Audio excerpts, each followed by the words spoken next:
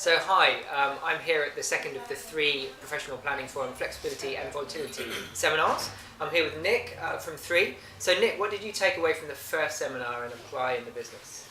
Okay, so the first seminar for us was a lot about understanding our demand and the volatility within that demand.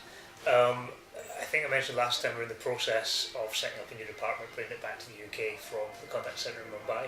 So understanding that demand was and is really critical to understanding where and when we need the staff. We're going to have something really timely for us to get right back into understanding that demand at the ground level to then start building on that as we roll out the new department.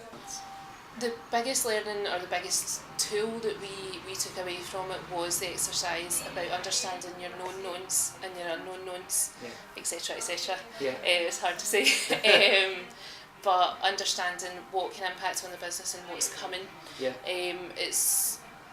Was an exercise we went through with the teams, so the scheduling team and the service delivery team, just helping them understand what was coming.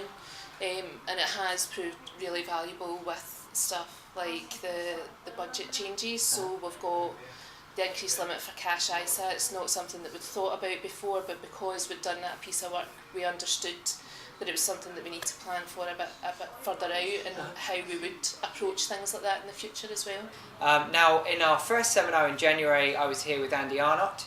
Today we've got David. He works in the real-time function.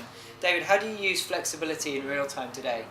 Within real time, we have quite a large flexibility toolkit that we turn to whenever we have times of pressure in our business. We can use a multitude of different tactics, from when a customer picks up the phone with first level IVR messaging to in-IVR deflections to an element of IVR self-serve, as well as within the contact centres we can at times use flexible skills, flexible routing in order to send those calls to a wider group of people than maybe you would ideally target, but in times of flexibility that's something that you need. And you can manage those peaks in the way that you need to in order to keep service level where it needs to be. Yeah, absolutely. We, within our real-time team, we target everything at maintaining best customer service that we can. So sometimes it's not ideal customer service, but we'll always try to take the tactical steps that we can do to deliver best.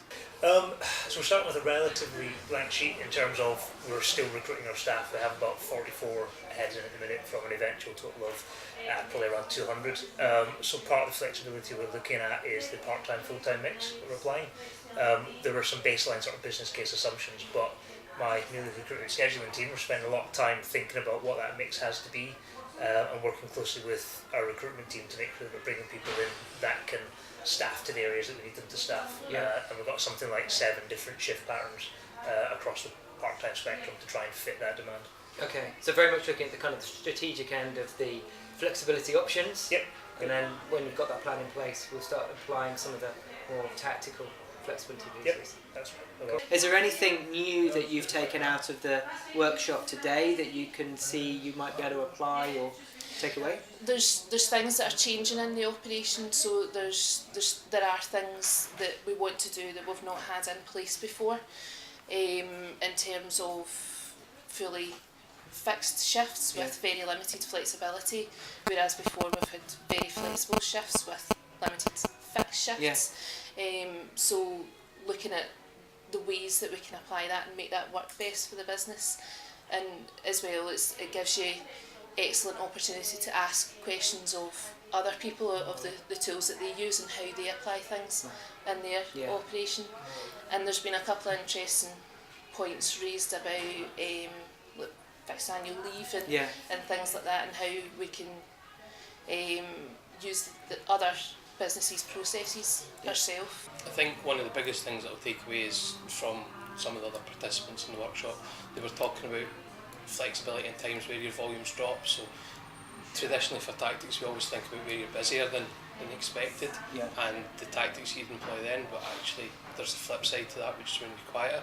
So certainly take away the action to have a think about what we can do in the quieter times. Well, certainly some of the sessions we had just before lunch were looking at some of the different options available within the flexibility toolkit. So as you say, we've been at the strategic sort of planning end so far, but as we move towards working different shift patterns and getting staff in at different times of day, I've taken quite a few ideas away in terms of what we can do with shift with break and lunch optimisation, what we can do around sort of shift bidding, that sort of thing. So some of the tools at the more tactical end are the sort of things we're going to think about over the next few weeks and months. So yeah.